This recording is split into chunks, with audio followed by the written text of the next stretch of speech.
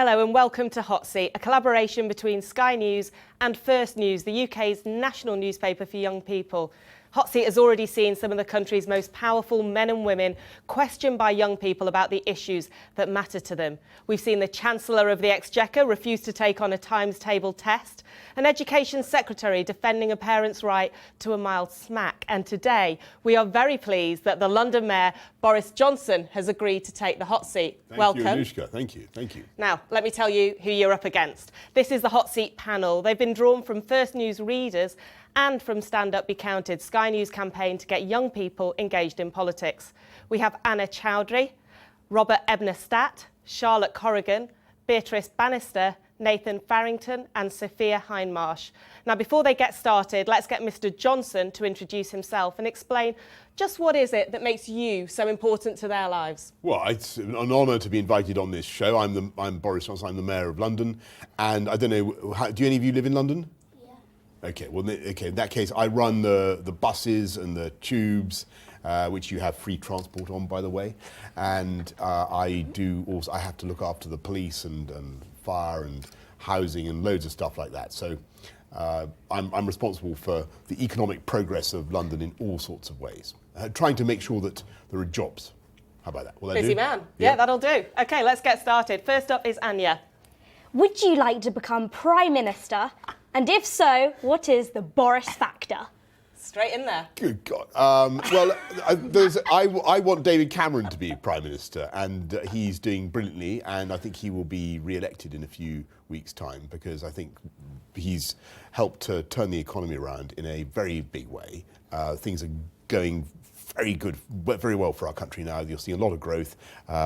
Jobs are being created at a rate we haven't seen for a long, long time, and young people are getting into work in a way that we haven't seen for about 25 years. So I think Dave is going to get back in, and I think it's more likely, frankly, that one of you will take over in some dim, distant future than I will. And the Boris factor, what is it? Well, search me. I mean, I was lucky to get elected in 2008. I think most Londoners would say I was even more lucky to get re-elected in 2012, and then to help do the Olympics, and God only knows. I mean, I suppose it's just a question of doing your best. Turning up is a very important thing. Always turn up. My strong advice to you: turning up is about 90% of success in life. Turning up, Anya, are you happy with that answer? Yeah, thank you. OK, Robert, you've got a question. If you could take any famous landmark from another country and place it in London, which would it be and why? Well, I've got a proposal to do exactly that. I don't know if you've ever been to Washington. They have in Washington some of the most fantastic museums in the world. Have you been to the Air and Space Museum in Washington, where you can see the rockets that went to the moon? You can see the Apollo space rockets, the machines they were in. It's called the Smithsonian, and we are going to we're going to build in London the first Smithsonian outside America. So it's going to be a branch of that museum in the Olympic Park in Stratford. And it will be a fantastic thing for that part of London. It will attract loads and loads of people from around the world, and I hope it will be a great thing for kids growing up in that part of London. Robert, do you have a building you'd bring here? Yeah. Which would you bring? What about the? Would you bring the Eiffel Tower? I'll probably bring either the Great Wall of China or the Leaning Tower of Pisa. Well, you see, but we got a bad reputation in this country for bringing things, because if you remember, we've got Cleopatra's Needle on the embankment, which we took from Karnak or Thebes or somewhere. So we've got to stop stealing and things. we took large quantities of the building called the Parthenon from Athens. We took what's called the Elgin marbles, and they want them back.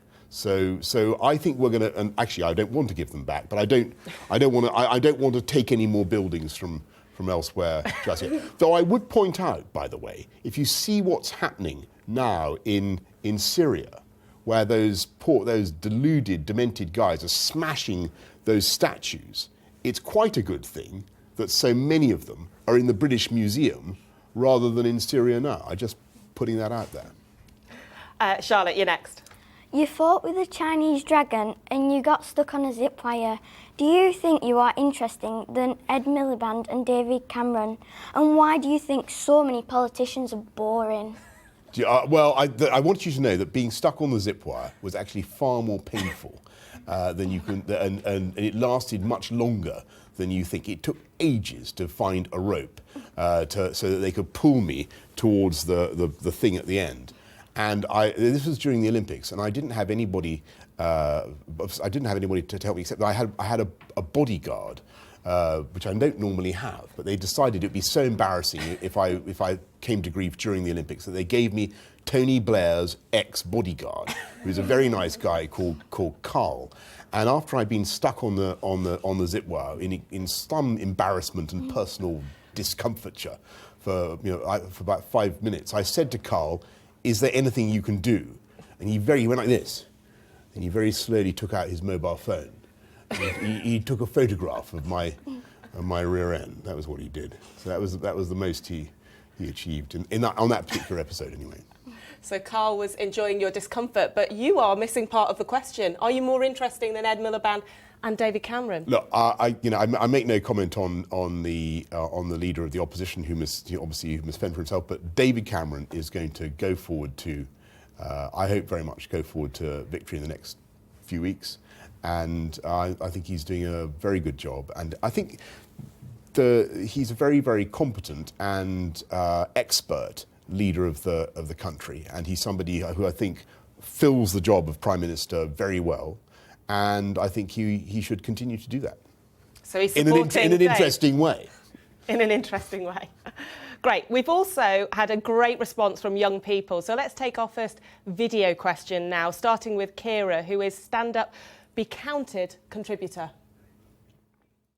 I'm Kira from Liverpool. 5.3 million people live in less than the living wage, yet MPs are seeking further jobs because their 69 grand plus salary a year is not enough for them. Do you think that an MP salary is enough? And do you think that MPs now just aren't representing working class people? £67,000, is it enough? I certainly think that MPs should not be going around trying to take more dosh off the taxpayer. I think that public service is a privilege, and it's a great thing to be able to do. I'm hoping also to be elected to Parliament in May. I think, by the way, our questioner talked about the living wage. I think that is a fine thing, the living wage, and we've been championing it. I don't know whether you know what the living wage is or how it works. It's not compulsory. So you're not forcing firms to pay it. You're simply pointing out to them that where they can pay a little bit more to some of their lowest paid employees, that is a great thing to do. And it works for them. So you give them just for the people at the bottom, just a little bit more. And it doesn't mean that the whole firm goes bust, because they're very rich firms. And we've seen a big increase in the number of firms in London who pay it. And it's put about £60 million into the pockets of some of the hardest working people in London. So the living wage is, I think, a great thing to do. So speaking about people higher up the income salary, MPs, do you think they should be able to take private jobs? And do you think you'll be able to be both mayor and MP at once? I think that, yeah, I mean, I'm going to have to combine both things for about a year, exactly a year, in fact, from May. If I'm lucky enough to get in May this year, I'm going to have to do it from May to May. And the only reason I think that's okay is because, well, it's been done before. I did it before, actually. I was both an MP and mayor for a while. My predecessor was MP and mayor for ages. I think basically it's like if you're running a big government department, if you're Secretary of State for whatever it is, for defence or health or something, then you have a huge responsibility. Plus, you're also an MP. So I would do both. But a private consultancy? Not as a minister. I can't see how you can do that. No. OK, let's go back to the panel, and Beatrice has a question.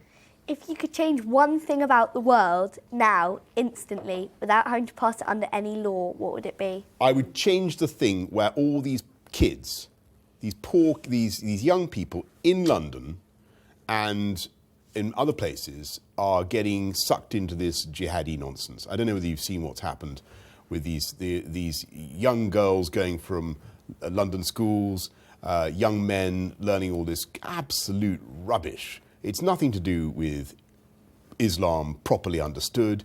We need to knock it on the head. How about we just change their mindset so that they see this as a catastrophic mistake and a false turning. OK, I think, Nathan, this is something you wanted to talk about as well. Yeah, again, terrorism is rising with people leaving the UK to join the ISIS. So what will you do to stop this, and should we feel safe in the UK? We should feel safe in the UK, and this is a very, very safe society. The police do a wonderful job of keeping us safe. I mean, crime is down, murder rates are down. This is an increasingly safe city. But you're so right, Nathan, we do have a problem with terrorism and with young people who are just being driven, I think, in my view, off the edge by an ideology that is very seductive, but that's leading them into terrible, disastrous mistakes and criminal behaviour. So you need to see what they're doing, and I'm afraid you need to be able to monitor them. And I think when they're communicating with each other over the internet, we should be able to, our police and security services should be able to see what they're doing. And including on social media? Yeah, including on Facebook or Twitter or whatever. I'm not a great expert on social media, but they should definitely have that power. And when they come back to Britain, they should be arrested. There's no question. OK, great. Sophia? You are a very popular mayor of London. You've introduced the Oyster cards, the Boris bikes that are very useful. You've banned alcohol on transport, and you've represented London all around the world. You also have a really cool hairdo. So, why be an MP? Right. Well, I have done an awful lot of those things. He's blushing. I am blushing. The Oyster card, I've got to admit to you, the Oyster card, although it's brilliant, we've massively expanded. In fact, we've got bank card. You can pay with your bank if you have a bank card. I don't know if you've got bank cards. Probably not. Probably not yet. Quite right. Don't bother. You can pay. By the way, but you in a few years' time, you'll be able to pay with your mobile phone. You will just wave your mobile phone if you have a mobile phone. Do you have mobile phones? No, what? Yes, what? No. If you'll be able to wear your mobile phone and in the future, you'll probably have your little rice-sized or smaller microchips embedded in your, I don't know, wrist. You just blink. You'll just wave, and you'll invisibly pay that way. So the technology is changing the whole time. What was your question? Why do you want to be an MP? Why do I want to be an MP? Because I think to be given the responsibility of serving a constituency, to be trying to do your best for people in Uxbridge and South Ruislip is where I'm trying for, is a fantastic privilege. I think there's a lot of rubbish talked at the moment about how everybody thinks MPs are twerps and so on. I don't agree. I think most people actually understand that MPs are vital, that they do, on the whole, a good job. Most of them are incredibly hardworking, and yes, some of them do let the side down, and we've seen some recent stuff about people seeming to want too much money and all the rest of it, but most of them really aren't like that. And I think the House of Commons, British democracy, is absolutely wonderful and something that is respected still and admired around the world. So I'm keen to get back in there. There you go, you heard it here first. MPs are not twerps. Now, no, let's hear... They're not all twerps. From more there may be some... selfie... They're not all twerps, no. They're not all twerps. They're not all twerps, sorry. Right, more selfie questions from our Stand Up, Be Counted contributors. Hello, my name is Angel, and my question for Boris Johnson is, what is he going to do to make sure that youngsters outside the capital can see the opportunities that are available inside the capital to young people? So things like apprenticeships, internships, work experience that perhaps we wouldn't get in smaller cities outside of the capital. Hello Boris, my name's Basil and I come from Greenford High School. My question is, how would you prove to your Conservative Party followers that the policies that you've been implementing as the Mayor of London are truly conservative values and ideologies? I'm Dom, I'm 16 from Milton Keynes. I would like to know, what is your current opinion on immigration and its potential policy changes? OK. Right, OK. I can remind you. Yeah. No, kids outside London. The first question was about apprenticeships and how can kids outside London understand the opportunities. Get on our website. If you think that if you're living outside London, who's from London, who's outside London? Sorry, yeah. Where Chester. I'm from London. You're from London. Okay, just a couple of London, and everybody. You could just get on our websites, look at the apprenticeship schemes. That's where to go. Are our policies conservative? In the sense that they have been about trying to deliver better value services for less money for everybody. Yes, they are. And we've cut the council tax in London year after year, and we're going to keep cutting it. And the previous guys, who weren't conservatives, by the way, the left-wing chap who was in before me, he whacked council tax up by 153%. So, and we're going to cut it in real terms by 20%. So that's where he's gone. But that's a conservative approach. And on immigration, I think there's two sides to it. I think that I don't want to be hostile to immigrants. I think London has a population, 40%, or almost 40%, were born abroad. And they are hugely contributing to the dynamism of the economy. What I don't want to see is people coming in illegally. And I don't want to see people bludging and skiving and idling and loafing and leeching and, think of another word like that, off the state. Do you worry that too many immigrants do that? And so I think we need to watch out for that. I think what David Cameron is proposing on that, in that area is very sensible. So make sure the controls are tight. You know, Britain's a wonderful place to be. It's a privilege. It's a huge privilege to be able to live here. Control the people coming in. Don't let them milk the system, but don't be hostile to somebody just because they've made the decision to uproot themselves and come and build a life in another country, because they will be people very often of a great deal of energy and talent. And my own ancestors came from abroad. I had a Turkish great-grandfather who came to this country in the early part of the 20th century, and if London hadn't taken him in, well, I certainly wouldn't be here. He then went back to Turkey, of course, and got killed. But that was because he wasn't a very successful politician, I'm afraid to say. Okay, thank you. Back to our panel, and Anya. What are your biggest regrets in your political and personal life? Jesus, regrets. Personal and political. I think just this. I think I regret bitterly. I still regret my failure to get anywhere as a rock star and a player of the guitar. I tried at school to master the guitar with a view to becoming a famous, At Eton. Exactly, and it was hopeless. And then I thought, right, well, I'll master the piano, and that went even worse. So that's my real. So I would, if you do have the slightest musical ability, if anybody has the slightest, then keep going. I would encourage people with any talent, whatever, not to waste it, because I frankly had none, and it's painful to see people who do have talent waste it. So that's personal, political. Just. Let me think. I'll tell you an obvious one. I think that in 2003, I was naive and unrealistic about my expectations of the level of planning that we had done for the aftermath of the Gulf War, of the removal of Saddam Hussein. I thought that the Pentagon must have worked out a way forward.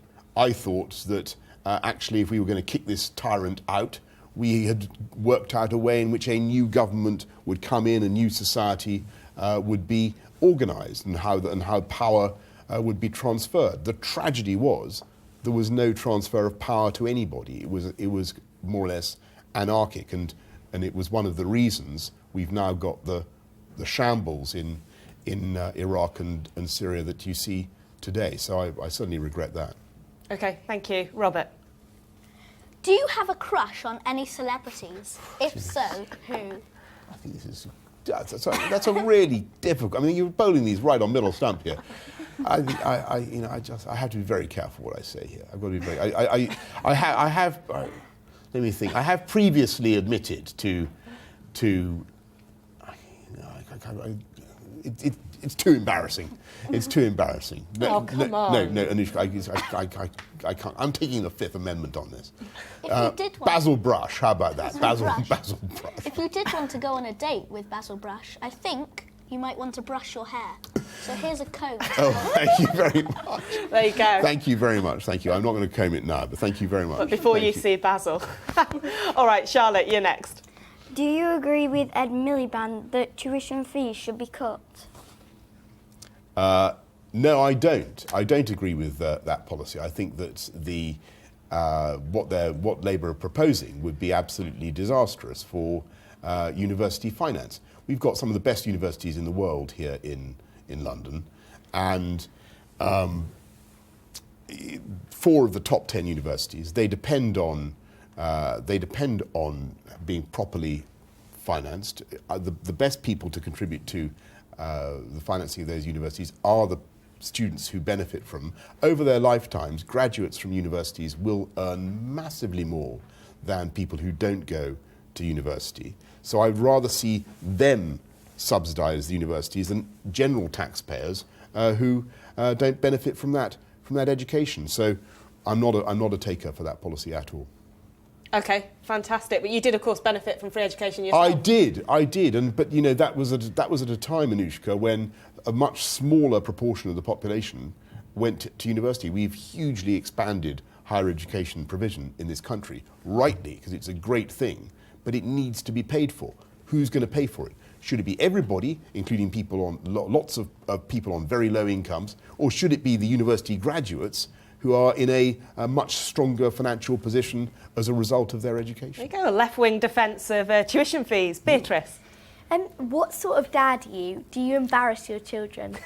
Yeah, look, you've got to ask them, and I think that, I think I would be embarrassing them even more if I were to attempt to answer that question. Well, you can answer the first part. What sort of dad are you? Embarrassing, probably. An embarrassing dad. I do remember, yeah, I'm embarrassing. Nathan? Obesity in the UK has become a big problem, with 67% of men and 57% of women being overweight or obese. How will you reduce this amount, particularly in children? Well, we are trying to do all sorts of things in London to help with that problem. It is pretty bad, but it's getting a little bit better. Would you believe it? London kids are getting a little bit lighter, and that is good news. We're trying to help with all sorts of exercise programs through supporting walking, cycling, sport. We have a huge grassroots sport operation trying to get kids involved in sport. We're trying to encourage healthy eating in schools. We've got stuff in the London plan. We've got stuff to discourage councils from giving permission to chicken fast food joints and greasy, food shops being set up right next to schools. Now, let me ask you: do you prefer, if you had the choice at lunch between pizza and chips, and Trying to think of something healthy. Yeah, I can't remember. Shall we help you? Yeah, go on. Vegetables. Pizza and chips, and a lovely ratatouille with a lovely vegetable ratatouille with salad. Which would you rather have? Probably the pizza. Yeah, you see, that's the problem. So you think restrict choices, but isn't that a bit nanny state? I don't know. I think you've got to encourage kids to eat healthily somehow or other. Do you eat healthily? Would you have chosen the pizza or the ratatouille? I would have probably had both. That's the tragic answer. Great. Sophia, you're next. You are very good at Latin, so what does princeps esse velim mean? Well, I know what you're trying to get me to say.